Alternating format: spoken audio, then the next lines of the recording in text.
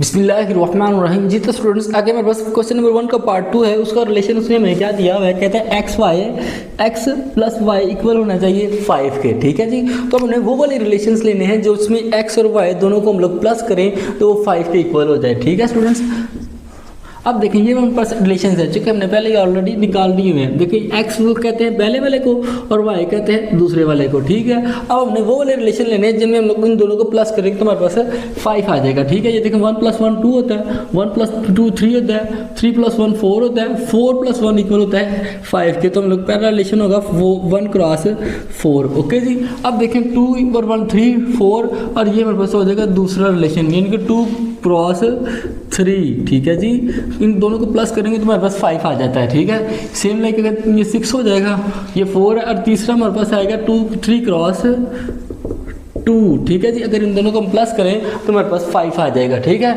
ये हमारे पास आ जाएंगे रिलेशंस है। रिलेशन R2 दूसरा रिलेशन फाइंड कर रहे हैं ना हम लोग, तो R2 आ जाएगा ये हमारे पास। ठीक है, अब हमने क्या करना है, यहाँ पे इसकी डोमेन और रेंज भी फाइंड करनी है। ठीक है, तो डोमेन लिखेंगे हम लोग यहाँ पे डोमेन R2। ठीक है जी, इसकी डोमेन क्या होगा, मैंने क्या बताया था आपको, पहले वाले को डोमेन कहते हैं हम लोग। ठीक है, तो इसकी डोमेन होगी 1 2 और 3। ठीक है जी, देखिए 1 ये 2 और ये वाला 3। ठीक है, और इसकी रेंज भी हम लोग निकालेंगे। क्या निकालेंगे, रेंज R2।